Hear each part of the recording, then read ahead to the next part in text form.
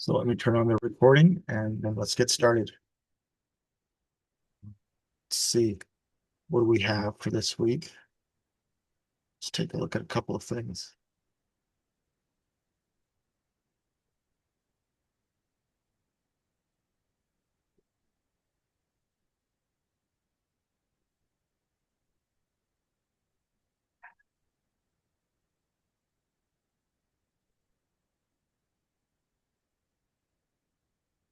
What are we going to cover today? So basically, the topics to be covered today include,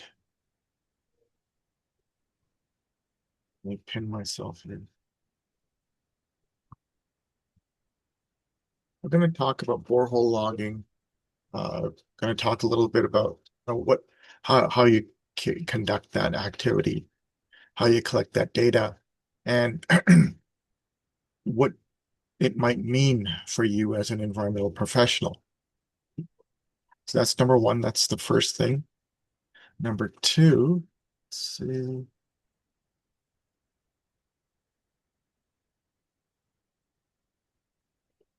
like I might have made a mistake here.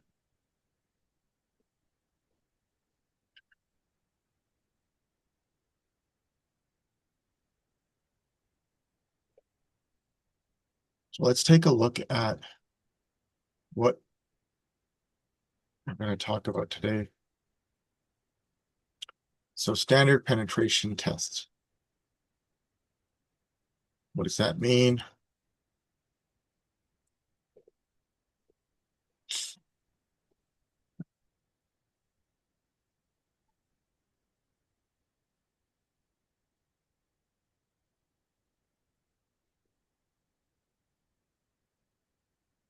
We'll talk about borehole logging, SPTs, borehole logging.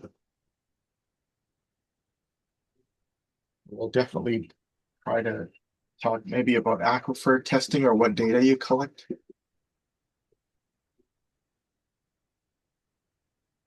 And what does it all mean? And also geologic cross sections.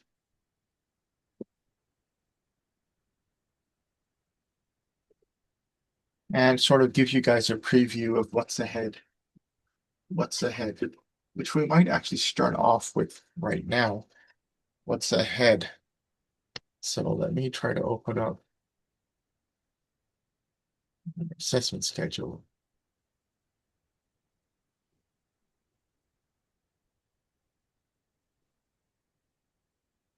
So this week, nothing is due. But next week, I'm going to hand out assignment number 2. So next week, you'll have to understand Proctor density testing of soil. There's not going to be really much of a lecture for that. What you're going to want to work on with me, so that you'll be doing on your. I want you to work on assignment number 2 with me. So those of you who can attend, do so, and we would be able to work on that. So I'll probably give you guys tips and hints on how to do assignment number 2 next week, okay? So that you can finish that and submit that by the 1st of December. So that's up ahead in week 12. Okay. In week 13 will be a preview of test 2. I'll just give you guys hints for test 2. A quick question to you guys. Do you have a lot of assignments left in the lab portion?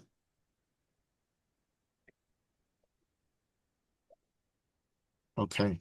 Yeah, so use the time in week 13 and 12 and 13 to finish off the assignment. So it'll be one assignment for me.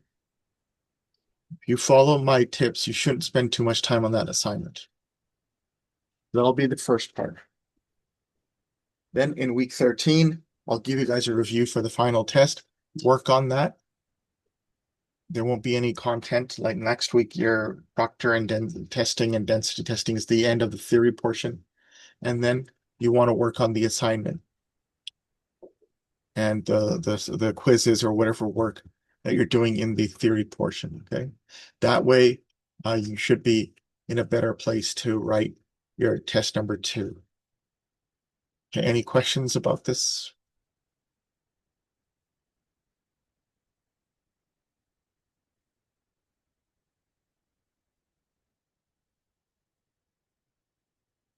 Okay, that being said, let's go ahead and start. Okay, so there are certain ways in which you can conduct borehole logging. But what generally happens in most situations when you go to a site, you're not just logging for the environmental, but in certain companies, so you've got the environmental component when you're drilling or borehole logging. You're doing it for environmental, you're performing it for geotechnical, you're performing for construction, future construction, and you might be doing this for a hydrogeological.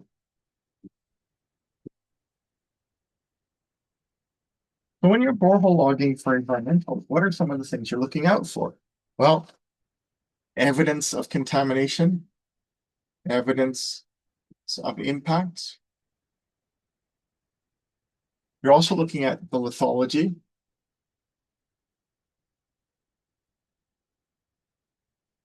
You're also looking for the groundwater. So these are some of the main things. Lithology means the soil properties, the geological properties. For geotechnical, you might be doing the same, but you're also going to be looking at the density with the SBT test. You're definitely looking for the groundwater.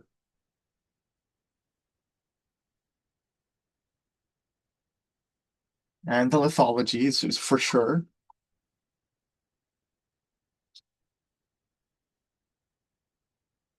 In construction, you can add to that.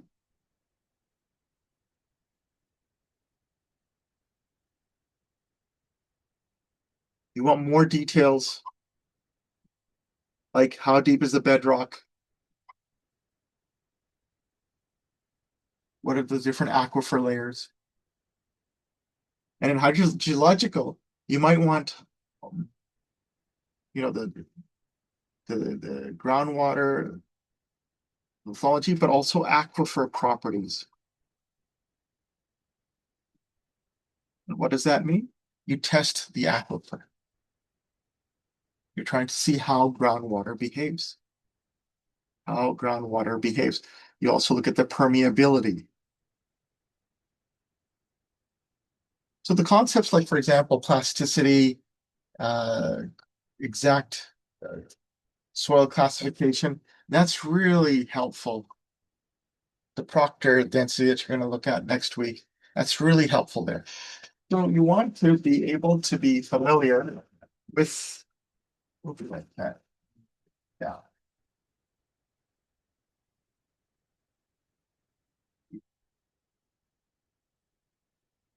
Hold on. Give me a second. I need to find my cat. Recording it. So let's say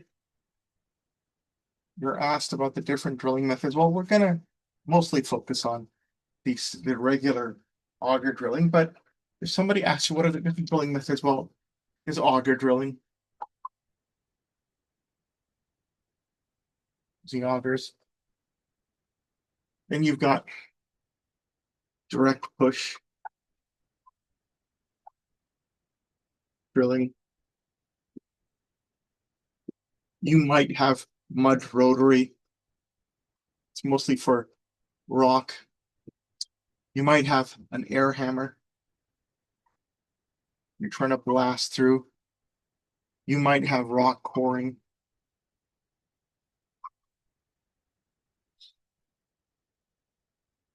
But for the most, well, one last thing, handheld peon jar. For the most part, you'll probably see this type of drilling when you go to the site. So what information should you have?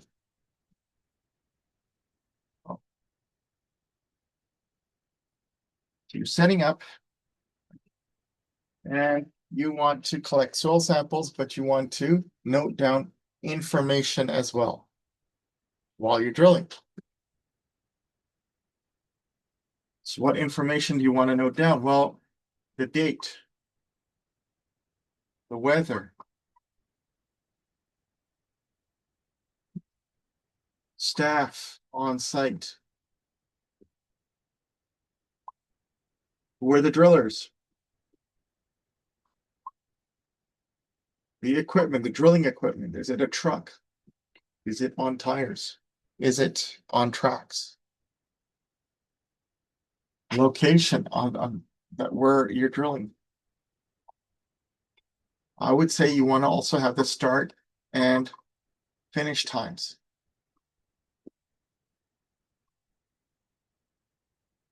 You want to also note down groundwater level. Cave. So that's an interesting concept. What I mean by cave is, let's say you've drilled and you pull out the drilling rods.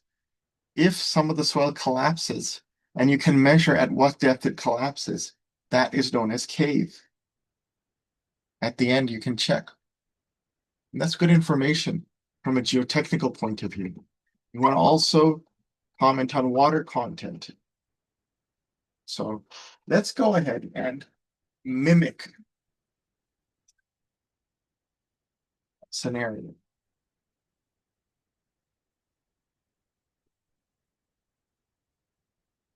Your drill rig has set up at the ground surface. And what will happen is it will go down 2 feet with a split spoon sample.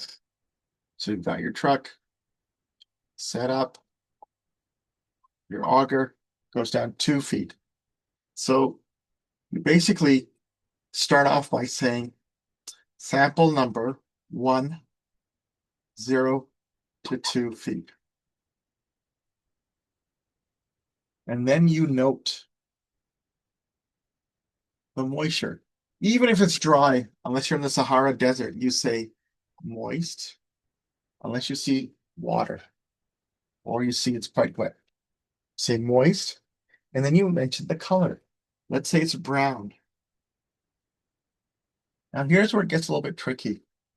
You're going to look for the 2 major components. It's very rare that you go to the field and you only have one soil type in the natural environment. So let's say it's mostly sand, but there's some silt. So you'd call that silty sand. So let's say it's about 50% sand, 30% silt. Yes, sir. Or so caving in. We just call it cave. You measure the caving in. Another thing that you want to mention is, do you see any evidence of contamination? And most of the time you won't. So you'll say no staining or odor. That's how I used to write it. Right? Let's say you don't see any evidence of contamination, but you should still mention it. You might also mention if there's trace amounts of gravel or clay, which there is a lot of times. It's less than 5%.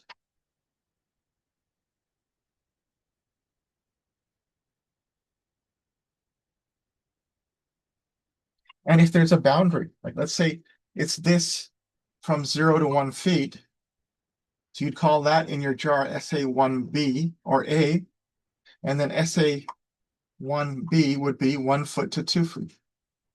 And let's say in that case it's moist, gray, silty clay. Maybe that first layer is fill material. That's important also to know the difference. Fill is the soil that humans have placed. Native is soil that nature has placed.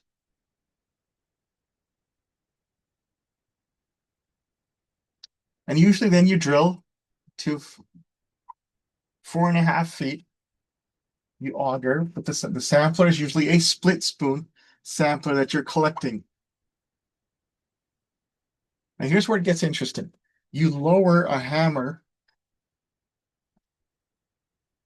you lower a hammer onto the spoon. You lower it from 140 feet, sorry, 30 inches, and it's 140 pounds. And you count how many times you have to hit the sample. Those are your blow counts for every 6 inches. That is your standard penetration test. And you get an N value. You count the blows. Let's see if I can open this up for you guys.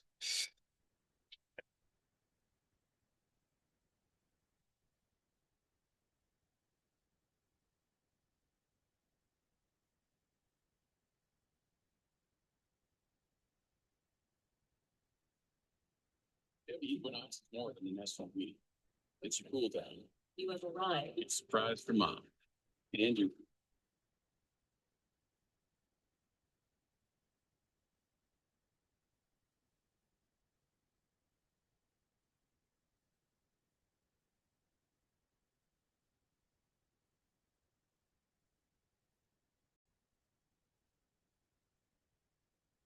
Let me know if you don't see this or hear it.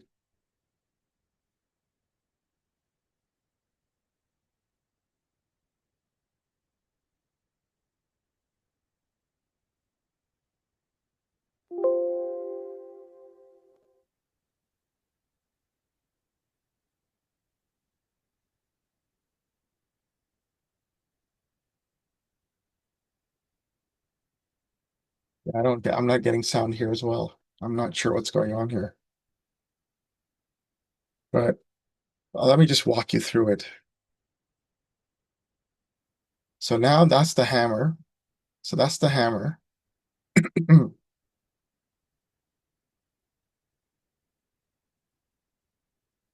Right here. This is the hammer. This is the split spoon sampler. This is going to be lowered down 30 inches and it's 140 pounds in weight, but it's dropped 30 inches.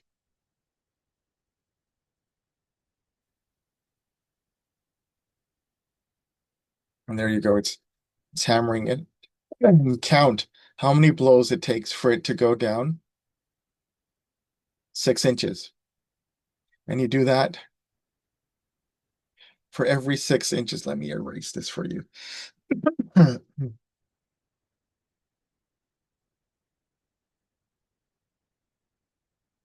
So that's not confusing you here. So right now what you're seeing here is the hammer. And this is the split spoon sampler right here. Why is it called a split spoon sampler? Well, it splits when you open it up in order to retrieve this soil sample.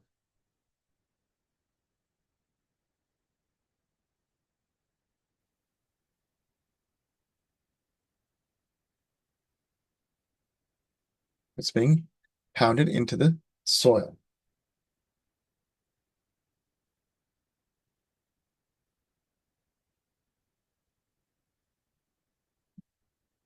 Now they're going to pull out the sampler.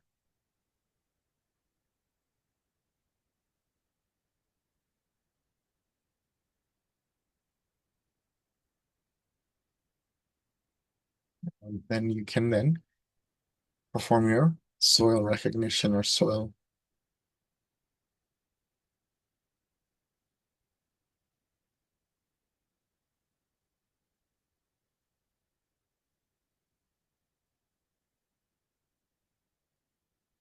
Soil description.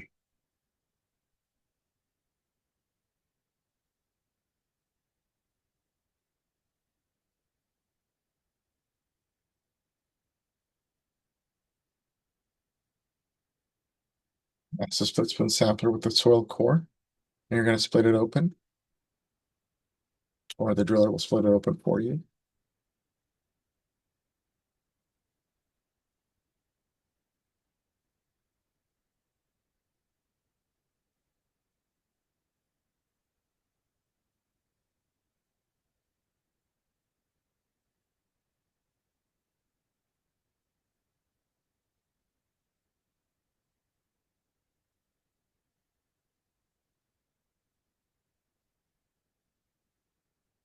The reason why I'm splitting it up this way is then if you look at it only from the sides, it's hard to tell what the soil properties are. The only negative about this is that if you're trying to save some of the sample for a soil vapor monitoring, you could be losing some good sample here, and you want to take a look. Now, I'm going to tell you right now, based on what I see, I think this is a silty clay, but I can't be sure.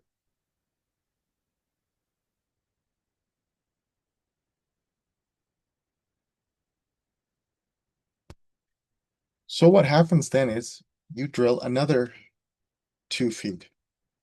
So that might be 2.5 to 4 feet or 4.5 feet. You do the same thing. You start to note what is there. So let's go ahead and take a look at what we have in notes.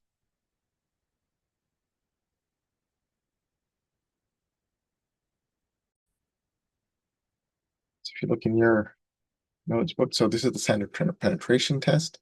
Your 140-pound hammer is being dropped 30 inches, and you're counting for every 6 inches what the number of blows is. Here you go again. You've got your hammer dropping, your drilling rod, and your split spoon samplers are also called SS. And what happens is that when you drill, you usually drill with an auger. In this case, it looks like a hollow stem auger. Let me go through a little bit more.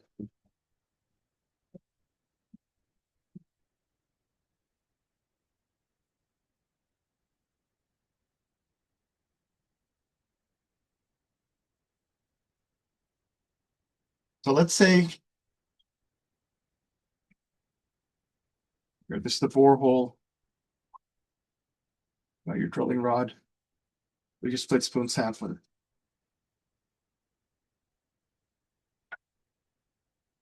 And you mark out at the surface somewhere 6 inches, 1 foot, 18 inches, 2 feet. So you're counting the number of blows that it takes for this sampler to go 2 feet. But for every 6 inches, 0 to 6 inches, you count how many blows did it take. Let's say it took 4 blows. Say it took 4 blows. And 6 inches to 12 inches, it took 8 blows. And so from 12 inches to 18 inches, it took 8 blows. And from 18 inches to 24, let's say it took 10 blows. The end value for this sample would be 8 plus 8. You discount the first one and the last one. So the end value is going to be 16. That tells you how stiff or dense the soil is. So when you've lifted that up, you might continue with augers, or hollow stem or solid stem augers is what they're called. And what they are those rods with flights, those metal rods with flights around them. It looks like a spiral. And that pushes the soil up as the driller keeps going down. Let's watch another clip to try to understand that.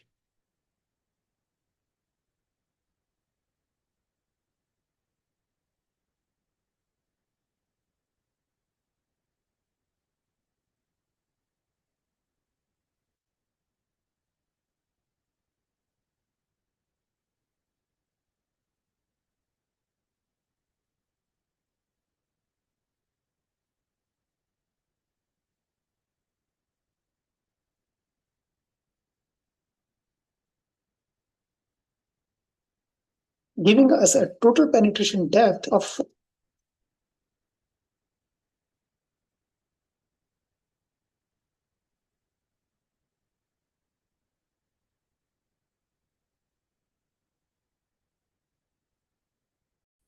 This time we do need sound. Jeep Compass owners are often heard uttering the words, "It doesn't get better than this." We couldn't agree more.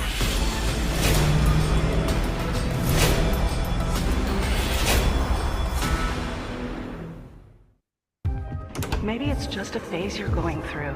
I can't help you with that. The next appointment is in 6 months.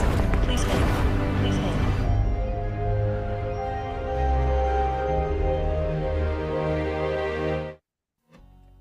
We can pick up a handful of soil, and just by looking at it and feeling it, we can tell a lot about it. Its color, texture, and how fine the particles are. And with the right equipments and theories, we can even determine its strength. But buildings don't stand on the surface, they stand a little deeper into the ground. And when it comes to the massive structures like Burj Khalifa, their foundations go even deeper. When we lay the foundation of any structure, no matter how deep, we evaluate the characteristics of the soil below, just like we did with our hands on the surface. Our purpose of doing so is to know the soil well enough, to be confident enough that it can handle the enormous weight above it, and keep the structure standing tall for decades to come. But how do we know about the soil that we can't even see or touch? Well, there are numerous methods engineers use to estimate the characteristics of soil that lies beyond our reach. These methods range from driving cones into the ground with a cone penetration test to measuring seismic waves beneath the surface. But one of the most widely used and reliable methods is the standard penetration test, or SPT. In this method, we literally drill a hole into the ground and bring out soil samples from the depths to see what lies down there. We determine its density, its water content, particle size, texture, and everything that tells us about the soil's characteristics. But that's not all. We actually hammer the soil at that depth to test and assess its strength, which is also known as its bearing capacity. To better understand the entire process, how we take out the soil from the hell and how we determine its strength by hammering it, let's dive deeper.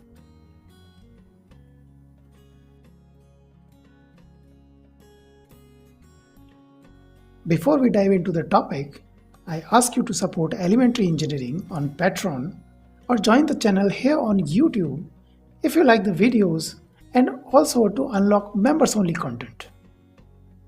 Now let's do the topic. This standard penetration test, also called SPT for short, is a field test. In engineering drawings, it is often denoted by this symbol. The SPT is a simple and low-cost testing procedure widely used worldwide. The test is primarily used to assess the engineering properties of soil at different depths. It even identifies different soil layers, sand, clay, silt, gravel, etc., that lie beneath the soil. It's very rare that you have only sand or only clay or only silt. Usually, especially in places where glaciers were involved as they were here in southern Ontario, you have a mixture. So you'll probably have a silty clay, clay silt, sandy silt, gravelly sand, sandy silt with clay, or gravel with some sand, and trace silt. Those are the soil types you'll generally see when you're out in the field. Surface. Data from this test allows engineers to estimate how much the soil will settle under a given load, helping ensure that the structure remains safe and stable. The test procedure is also very simple. We take our drilling machine to the site and start creating a borehole into the ground. The size of the borehole is about 100 to 150 mm. It can also be 8 to 10 The inches. depth of this borehole depends on how deep we need to test the. Now, what generally we're looking to do is it depends on how deep, it depends on what information we need, how heavy the structure is going to be, where the water is, how deep the underground parking is going to be if we're doing this for a construction project, or how deep the contamination goes.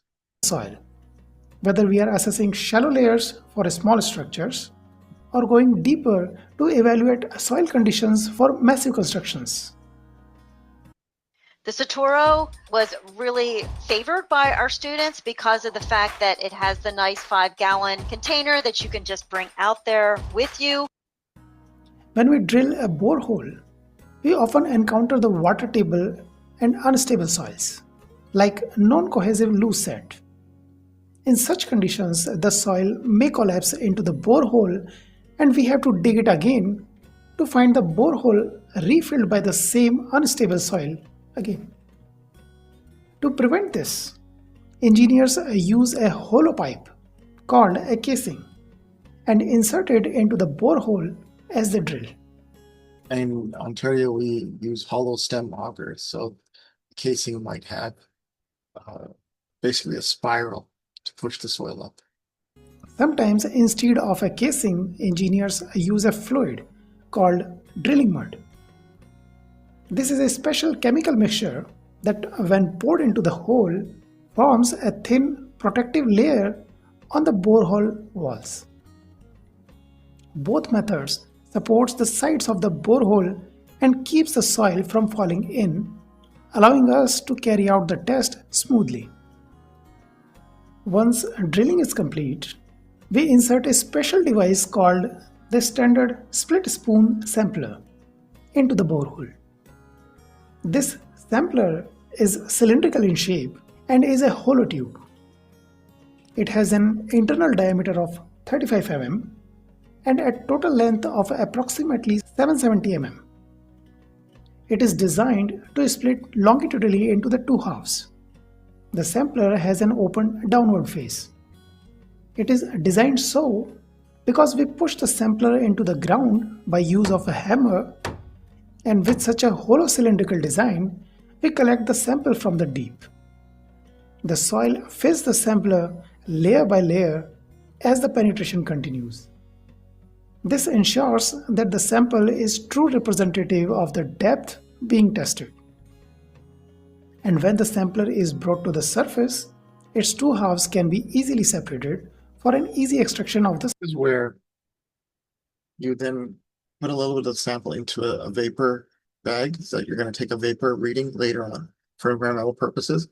And this is where you look at the property. You also look at the recovery, meaning if you went down 24 inches, how many inches of sample came back up? You're also looking for any change in geology, because especially in environmental drilling, that's where the contamination lies between two different geologies. Sample. So once the sampler is lowered to the bottom of the borehole, we note down the depth. At first, we allow the split spoon sampler to sink under its own weight into the soil.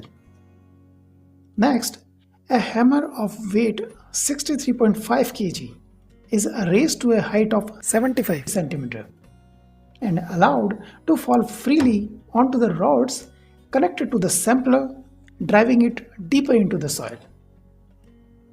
We continue hammering the sampler until it penetrates the soil to a depth of 150 mm.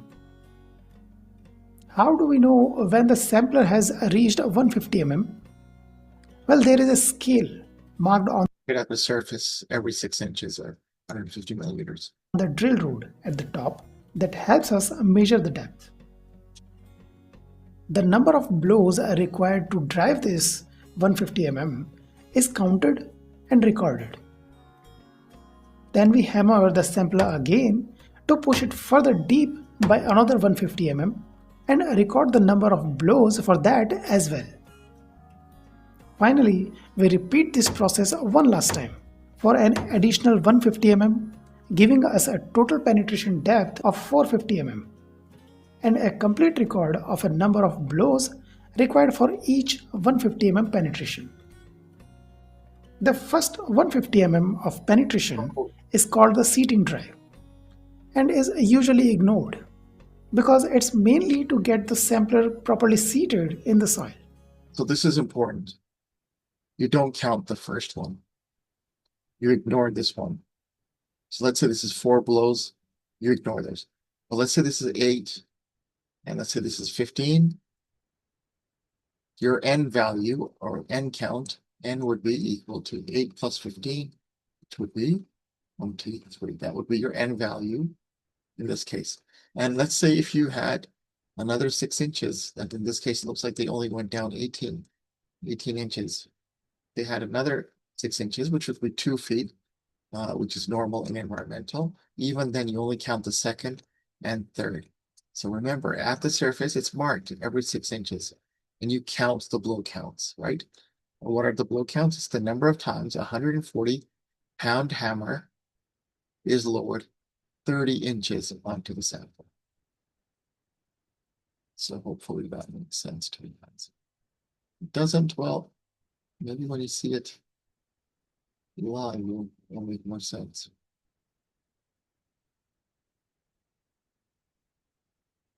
Recently.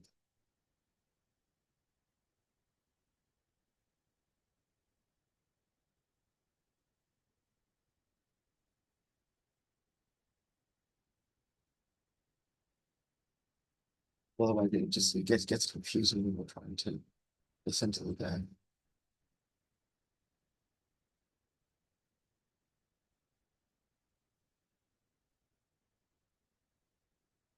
While the number of blows recorded for the last two 150 mm intervals are added together. This sum gives us a number which is called the standard penetration number, N. This SPT number is used to estimate the properties of soil such as a relative density, bearing capacity, etc. Now what am I gonna do? With Connect Team, you'll ditch. But we can't use this SPT number as it is. Here is why. Every soil particle experiences a pressure from all the directions by the surrounding soil. This pressure is called confining pressure. As we go deeper, the soil becomes burdened by its own weight, which increases the overburden pressure on the soil below. And as the overburden pressure increases, it also leads to an increase in the confining pressure. This pressure affects our ability to push the sampler into the ground. At shallow depths, where pressure from all around soil is less, we can easily push the sampler into the soil. This results in a lower SPT number or number of blows. But as we go deeper, the soil gets burdened by its own weight and confining pressure increases. The sampler takes more number of blows to penetrate into. This causes the engineers to be careful about their assessment To the soil. This way, we observe higher value of SPT number for the same soil at deeper depth than at shallow depth. This may result in faulty conclusion of a relative density of the same soil. To correct this, we apply what is called overburden pressure correction. The corrected value of SPT number is given as this, where N is the SPT number obtained from the test and N prime or N dash is corrected value. This corrected SPT number is also written as this, where N naught or N0 is the N value obtained from the test and N1 is the corrected value, and Cn is the correction factor for overburden pressure. This correction factor has been proposed by various scientists, each offering different equations tailored for specific ranges of overburden pressure and soil types.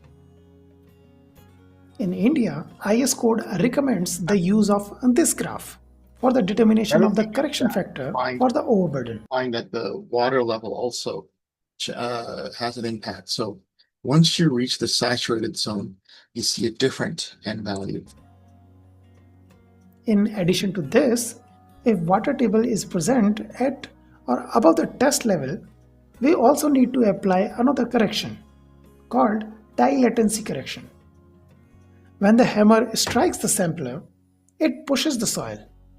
But since this happens so quickly, the water trapped between the soil particles doesn't have enough time to escape.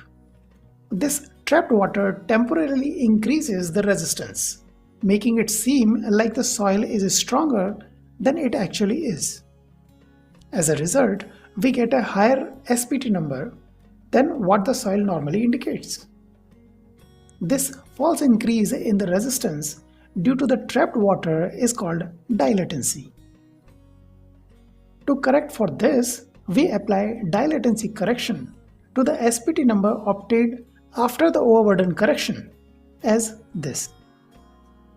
Here, N1 is the SPT number after overburden correction and N2 is the corrected SPT number accounting for dilatancy.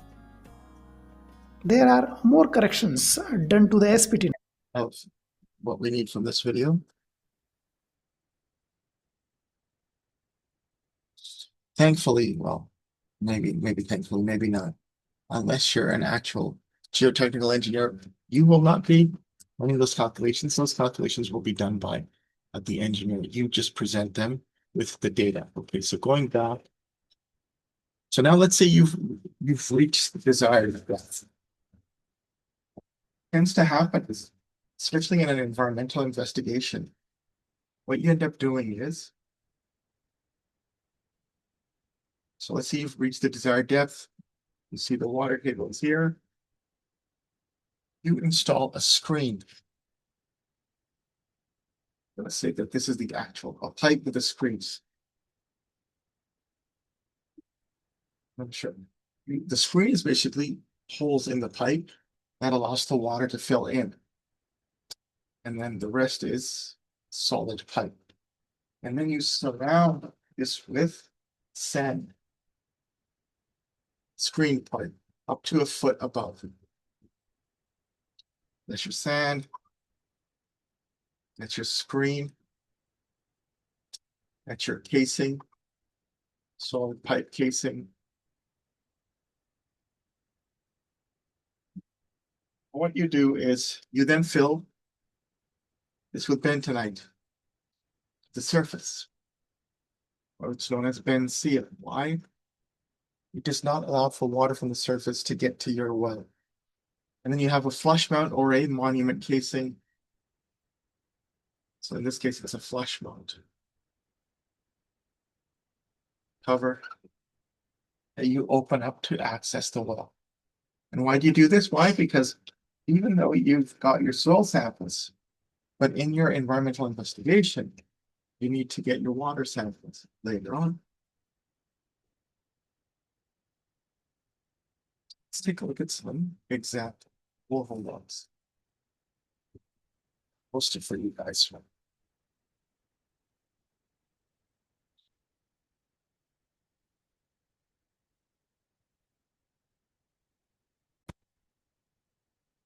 This is a stick-up monument. That's your monitoring well. Here are your augers. There's basically casings with the spiral around them. And these are hollow stem that allow for the sampler to go inside of them. If they didn't have a hollow stem, they would be solid stem augers. You've got your split spoon sampler that was shown in the videos as well. With your soil samples. It's probably a silty sand or sandy silt. And so then what you produce at the end is a borehole log like this. You got your location or reference number, you got who the client is, where it's being installed, the date, the diameter, the method, solid step. So you got your ground surface, and then what did they find first? Topsoil, and beneath the topsoil, sandy silt fill material, remember? mention that, should mention if it's fill or native. And you got sandy sill till. So till is a type of soil that is deposited by glaciers. And 90 blows for 30 centimeters. What does that mean? That it passed a certain number of blows and they just stopped. You've got your depth, got your soil type, name of the company doing the drilling or supervising the drilling. Here you'll find it interesting. It says 50 for 15. What does that mean? That it passed 50 blows for 15 centimeters. Once you get 50 blows in the SBT, you just stop. And you take some measurements with the gas soil vapor as well. Another important piece of information that you must note while you're drilling is water level. Measure the water when you complete the drilling and measure the water when you come back, especially if you have a well.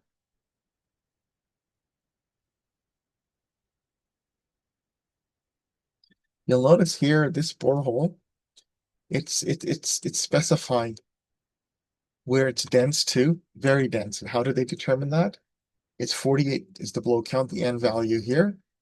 Here it's above 50.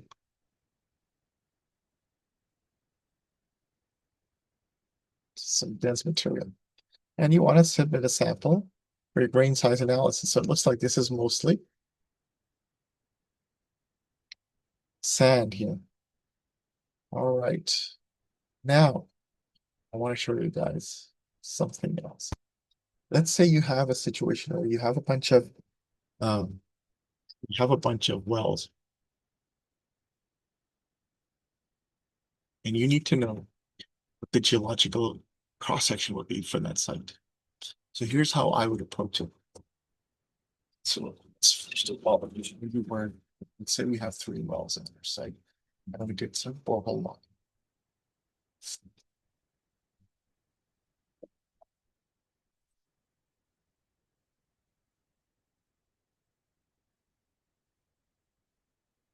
That's your site. So it's the north. This is borehole 1, borehole 3, 4, 5.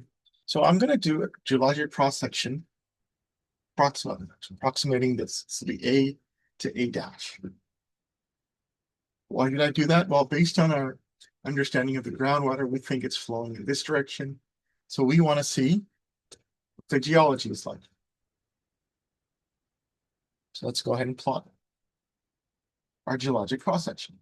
It's A dash. So let's say you've got borehole 1.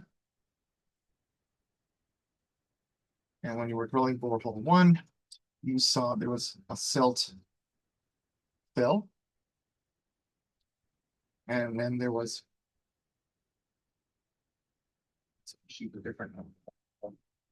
And then there was a clay silt. It's a clay silt. And then beneath that, there was some gravel. It's gravel. And there's a refusal at the bedrock. Right at the bottom, felt like there was refusal, meaning the driller could not drill further. Suspected bedrock. So limestone chips.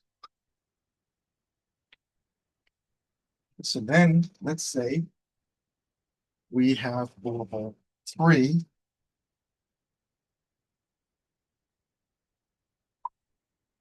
And it could only go, so let's say borehole 1 went 30 feet.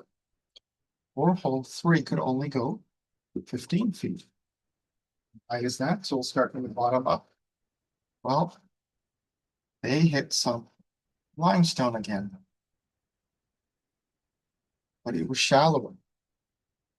And yes, they also had gravel above it.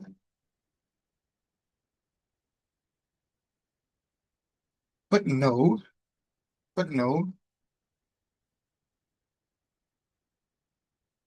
clay silt. Instead, they just had fill, silt, fill. And the same situation occurred at your birthday.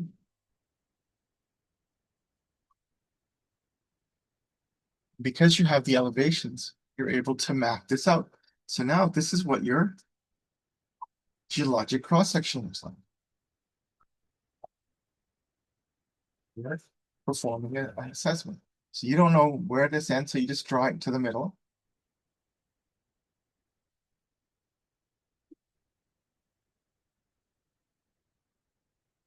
Gravel, gravel, limestone. That would be your geologic cross-section. These are some of the basic techniques when you're looking at drilling, taking soil data, soil wells. Something important that I want to mention.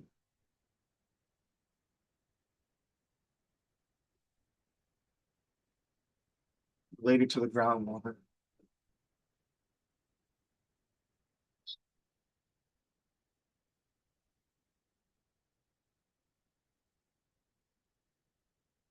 So let's say you're drilling, and based on your observations, you think that the water, let's see here, say that the water table, based on your drilling observations, might be, so you're seeing moisture content. How would you know? Glaying or moisture content. If it gets or it looks wet. What you want to do is you want to install the well screen a little bit above and a little bit below. Why? Because you want to allow for the water to flow into your well so that you can sample it. But why do you not want? Why do you not want to be submerged? A lot of contaminants are alnatas, light non-aqueous phase liquids.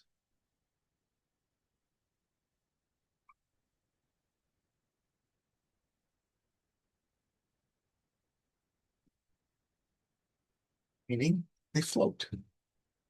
So if you have your screen too deep, floating contaminants like gasoline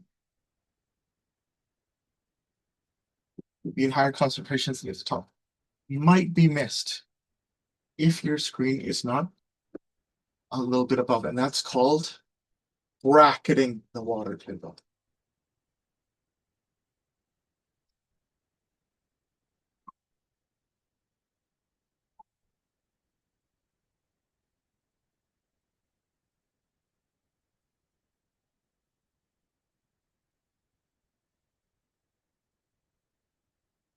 So now let's go ahead and take another look at something else.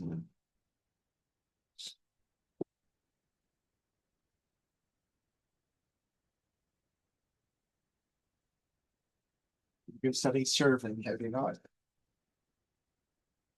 So let's say you measure the water and it is 2.6 meters below grade, below the ground. And your elevation is 180.11 meters above the sea level. So then what would the elevation of your groundwater be? So your ground surface elevation is 180.11. Depth to water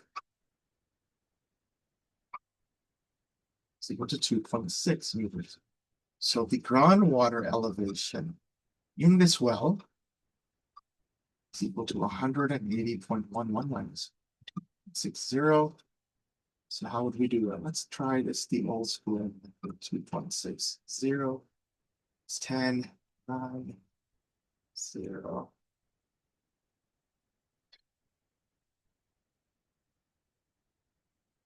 I think this would be 2.6, so that's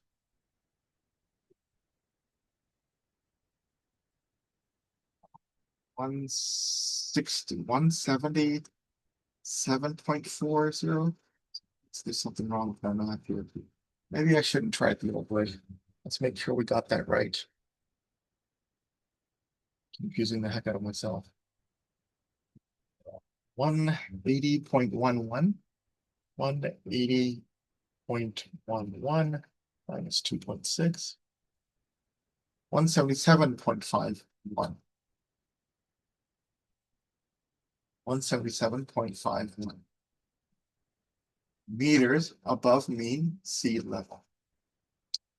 And this becomes important when you're plotting groundwater, especially if you're trying to determine the groundwater flow direction.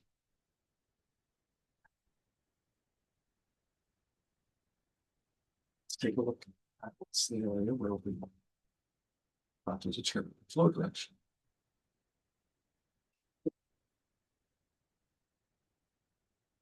Again, let's come down to property. Let's say you've got a site. You've got borehole 1, borehole 3, borehole 2. Now you know the groundwater is 190.11 meters above sea level here. Here it's 188 meters above sea level and sea level.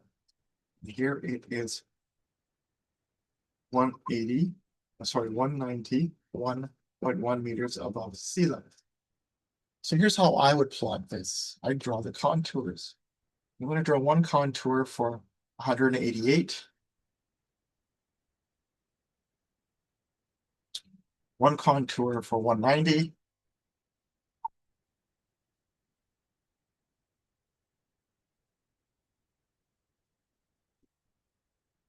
And one contour for 191. Based on these contours, I believe the groundwater is flowing this way. You can draw a flow net, which is something we do in the 30th. And if this is north, we would say the groundwater is flowing southwest.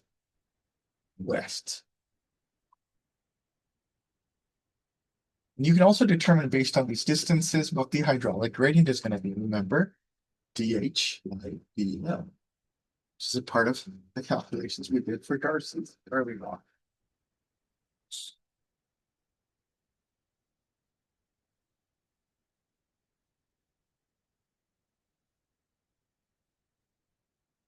Now, there are other reasons why you really want to understand what the soil type is like besides the whole plasticity for the density.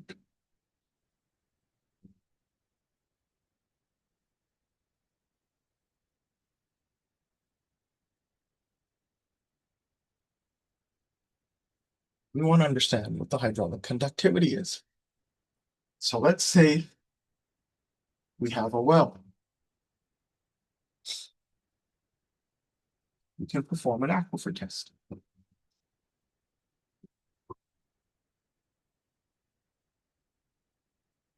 We measure the water level. So let's say the water level is, the water is 1.6 meters below grade surface. That's the static water level. Let's say we come and we set up a pump and we start pumping out water. We start pumping out water. Pump out a little bit of water. What happens? We create a cone of depression. We create a static water level. Now the water is 2.3 meters below grade. We have created a drawdown. And if we stop pumping the water, then we measure how the water recovers or recharges the well. Based on how fast it does that, we can then calculate the hydraulic activity.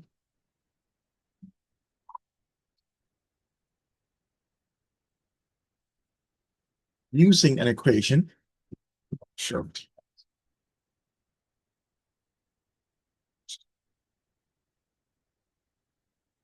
Like this one.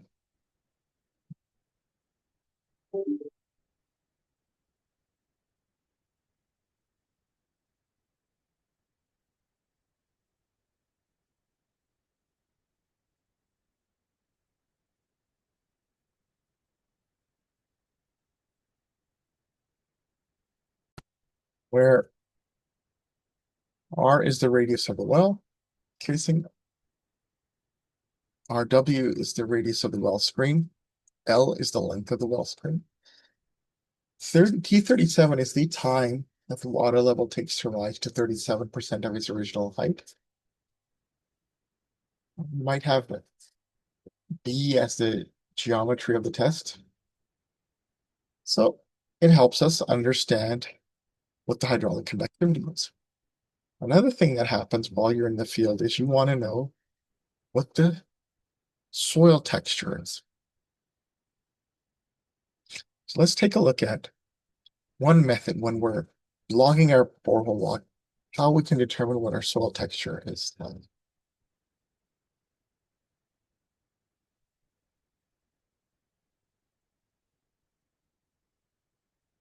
Today, I will be demonstrating how to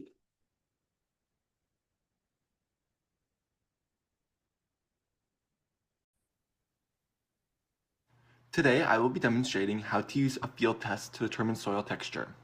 I've attached a photo here so that you can get a good visual of the particle size. The first thing I will do is hold the soil in my hands and feel for any grainy or grittiness. If the soil feels very gritty, it contains a higher amount of sand. The soil doesn't feel very grainy, but just in the way it's very crumbly, I would say it doesn't contain a high amount of clay either. I can feel a bit of floury material, and you can see it a bit on my fingertips. These are smaller sized grains like the silt. Now I've added a bit of water to the soil mixture and will perform the moist cast test by pressing the soil into a ball and assessing how well the soil holds together. You can see that this forms a solid ball that stays together. This lets me know that I have some clay holding the soil together. If the soil contained a high percent of sand, it would not hold together. In the ribbon test, I am trying to squeeze the moist soil between my thumb and forefinger to form the longest and thinnest ribbon possible. This is tricky depending on the soil texture. More clay in the soil will allow you to form a longer ribbon, whereas soil with less clay will break off sooner. This should be done multiple times to ensure a consistent result.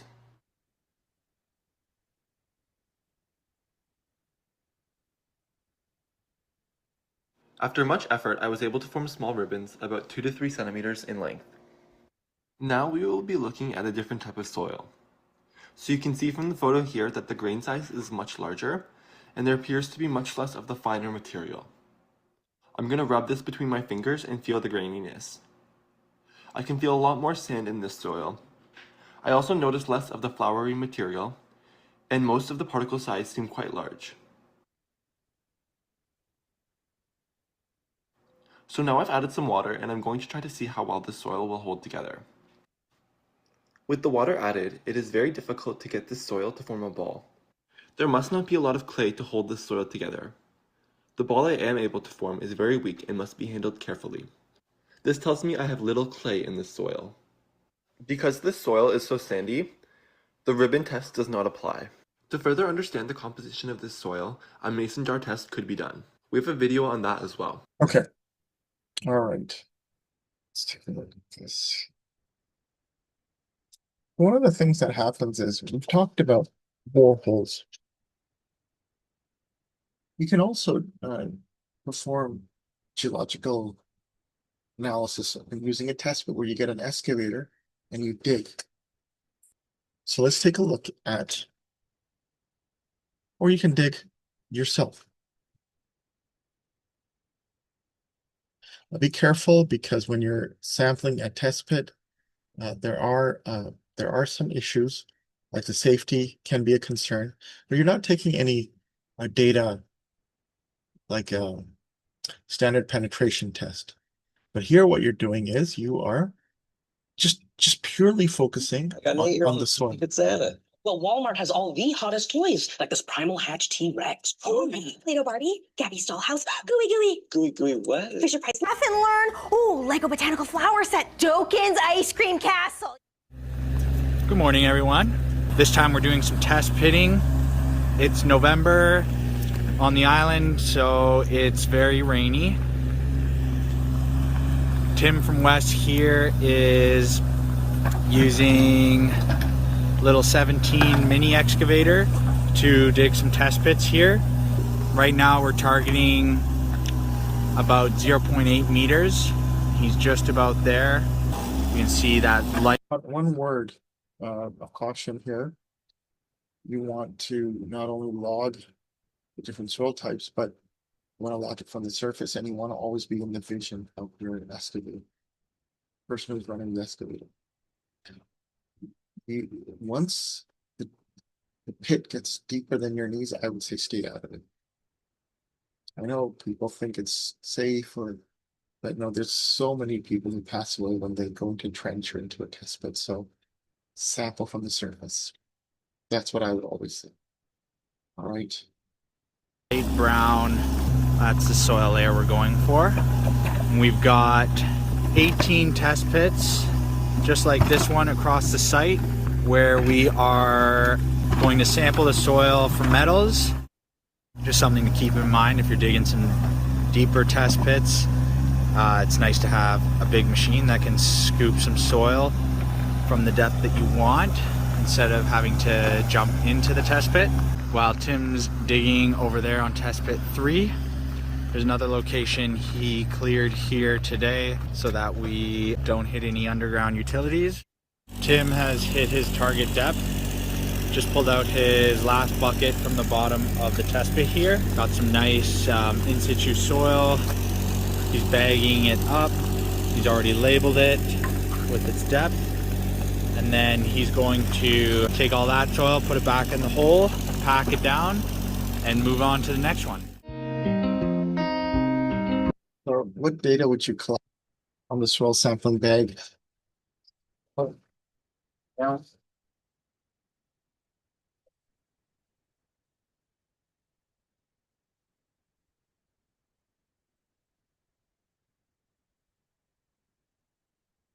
course, you'd have the date, project number, test pit number.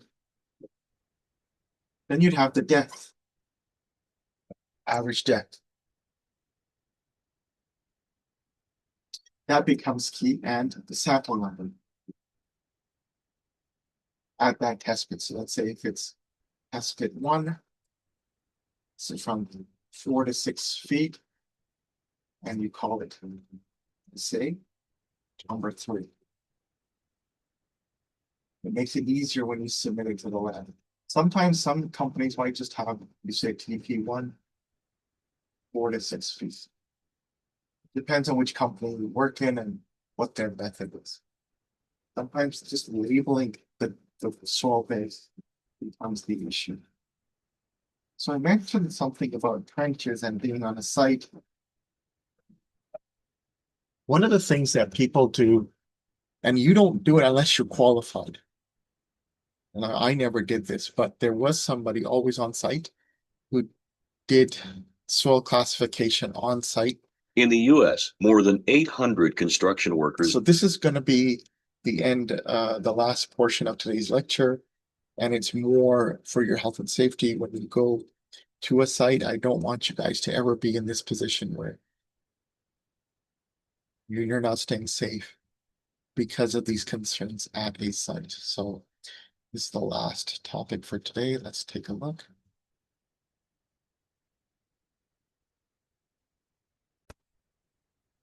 Die every year while on the job. One of the most dangerous types of construction work is trenching. In the U.S., more than 800 construction workers die every year while on the job. One of the most dangerous types of construction work is trenching, which kills 40 construction workers every year.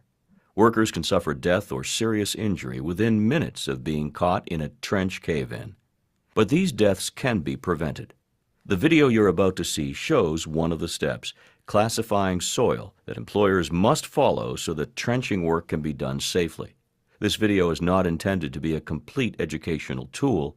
Instead, it is meant as an introduction for people who want to know more. Employers have a responsibility to provide a safe workplace and required protective equipment. You'll learn how having the right information about a construction site can help save lives. Each employee who enters a trench must be protected from cave-ins by a protective system if the excavation is 5 feet or greater in depth, unless it is dug into stable rock. A support system is not required if the trench is less than 5 feet in depth. An examination of the ground by a competent person provides no indication of a potential cave-in. 1 cubic yard of soil can weigh as much as a car, 3,000 pounds, and comes in many varieties. Some types of soil are stable and some are not. When digging a trench, it's important to know the type of soil you're working with so you know how to properly slope, bench, or shore the trench. This can help prevent a cave-in. OSHA requires that employers have a competent person to determine the soil type. A competent person is someone who can identify conditions that are hazardous to employees and who also has the authorization to correct these hazards. All trenches that are 5 feet or deeper must follow OSHA's rules. The appendices of the OSHA excavation standard show the various types of support systems that may be used, up to a maximum depth of 20 feet. Any excavation deeper than 20 feet must use a protective system. You need a trench box like this, or shoring, approved by a professional engineer. For all excavations, a competent person must conduct a full investigation every day, or when any trench conditions change, to identify and remove any potential hazards. In this video, you'll see how a visual inspection of a construction site's soil is performed. You will also see how to test the soil using 3 of the most common methods: the plasticity test, the thumb penetration test, and the pocket penetrometer test. For best results, OSHA recommends that the competent person use more than one of these methods to test the soil. Knowing the type of soil makes it possible to determine the right protective system to keep workers safe when they're working in an excavation. Soil can either be cohesive or granular. Cohesive soil contains fine particles and enough clay so that the soil will stick to itself. The more cohesive the soil, the more clay it has, and the less likely a cave-in will happen. Granular soils are made of coarse particles, such as sand or gravel. This type of soil will not stick to itself. The less cohesive the soil, the greater the measures needed to prevent a cave-in. OSHA uses a measurement called unconfined compressive strength to classify each type of soil. This is the amount of pressure that will cause the soil to collapse.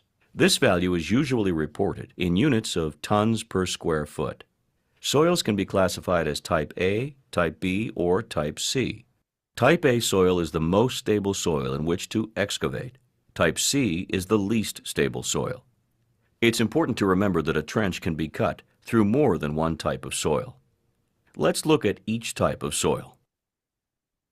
Type A soil is cohesive and has a high unconfined compressive strength, 1.5 tons per square foot or greater. Examples of Type A soil include clay, silty clay, sandy clay, and clay loam. Soil cannot be classified as Type A if it is fissured, if it has been previously disturbed, if it has water seeping through it, or if it is subject to vibration from sources such as heavy traffic or pile drivers.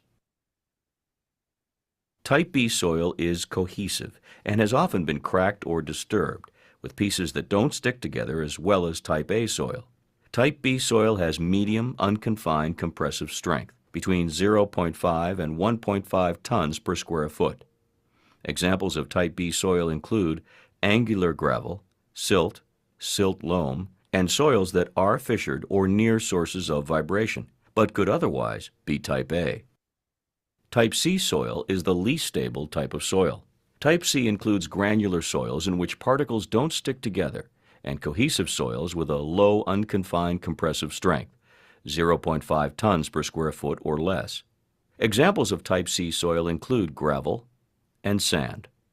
Because it is not stable, Soil with water seeping through it is also automatically classified as Type C soil, regardless of its other characteristics. Before testing the soil, it's useful to perform a visual test of the construction site. This will help determine if there are factors on site that will lower the strength of the soil. Here are some observations to make when performing a preliminary visual test of the soil around an excavation site. First, as the soil is being excavated, does it come out in clumps or is it granular? Clumps mean that the soil is cohesive. Are there sources of vibration near the excavation? Are there signs of previously disturbed soil, such as utility lines? Are there signs of water seeping through the soil? Is the soil fissured? Signs of fissuring include crack-like openings or chunks of soil that crumble off the side of a vertical excavation wall. If any of these conditions are met, the soil cannot be classified as Type A. When performing a soil test, it's important to choose a good soil sample. Soil samples should be typical of the surrounding soil in the excavation, and additional samples should be taken as the excavation gets deeper. While the excavation wall is one place to take samples, OSHA recommends taking a large clump from the excavated pile, as long as the soil in the pile is fresh and hasn't been compacted. Test results can change as the soil dries out, so for the best results, samples should be taken and tested as soon as practical. Now let's look at the three main types of soil tests. The plasticity test, which is sometimes called the pencil test, is used to determine if the soil is cohesive. This test is performed by rolling a moist soil sample into a thread that's 1/8 of an inch thick and 2 inches long, resembling a short, slim pencil. If the sample can be held at one end without breaking, it is cohesive. Here's an example of what the results will look like if the soil is cohesive. Notice how the sample stays in one piece. Now look at what happens when the soil is not cohesive. The soil doesn't have the strength to hold itself together. Any soil that is not cohesive is automatically classified as Type C, although some Type C soils are cohesive. The thumb penetration test is used to quickly estimate the compressive strength of a cohesive soil sample. To perform the thumb penetration test, simply press the end of your thumb into a fresh clump of soil. If the soil sample is Type A, your thumb will only make an indentation in the soil with great effort, as you can see demonstrated here. If the soil sample is Type B, your thumb will sink into the soil up to the end of your thumbnail, just like this. If the soil sample is Type C, your thumb will sink all the way into the soil clump, as you can see here. Your results for this test will probably be somewhere in between these results. For a more numeric measurement, the pocket penetrometer test can be used. A soil's compressive strength can be given a numeric value by using the pocket penetrometer test. There can be some variability in these results, so it's a good idea to run this test on a few soil samples from the same part of the excavation, just to make sure your results are consistent. A pocket penetrometer works much like a tire pressure gauge. A thin metal piston is pushed into a soil sample, and the penetrometer records the compressive strength of the soil. Be sure that the scale indicator is inserted into the penetrometer body until only the 0 mark is showing. To conduct the test, push the piston into the soil until it reaches the engraved line. Then simply take the reading from the scale indicator. It's important to recognize that a penetrometer may give false results. So from that, now what I'd like to do is I'd like to just mention to you what we're up to next week. So next week we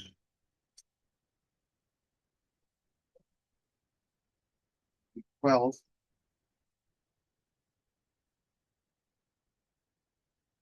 work on assignment 2, and you will try to understand polymer density tests. That part will be on your own. I will be giving you guys tips and hints on how to do assignment number 2. So that will cover week number 12. Week number 13 is finish your lab work. work on the lab work, review, or test two, for your test two. If you are able to understand assignment number 2, you'll do well on test 2. All right, so that is the end of today's session. Any questions, those of you present?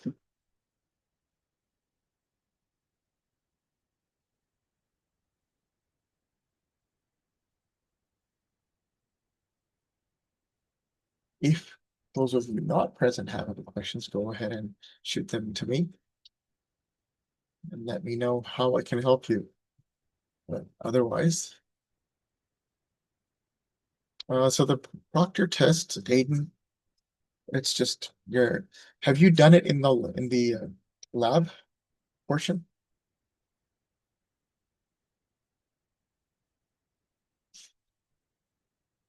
Not yet. Okay. So I'm not going to test you on the lab proctor test, but I do want you guys to look into it and know what it is. So I'm not going to test you on it. It's not on the assignment either. Like I'll tell you what's on the assignment right now, and that's going to be on the test.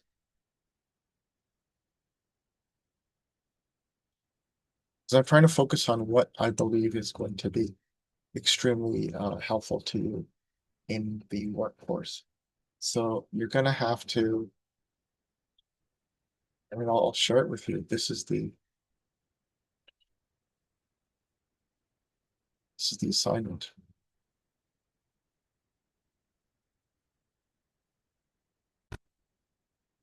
So you're going to work on Darcy's law. You're going to do some calculation for an aquifer. Again, Darcy's law calculation. Borehole logging. You're going to tell me what you need to do. There you're going to look at a borehole log and try to help me with the interpretation. And question number 6. Oh, I am going to ask you a question, but it's only the steps on how to complete a proctor test. So hopefully the video that I share with you will help you with that. You're going to be doing some uniformity, coefficient of curvature test calculations. And you're going to use the plasticity chart to determine 2 different types of soils, classify 2 different types of soils. Oh, okay, so you're working on the proctor in the lab.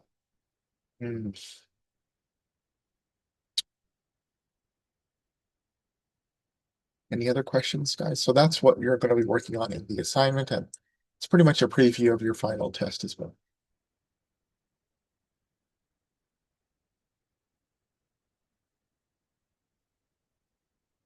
Stop the recording now.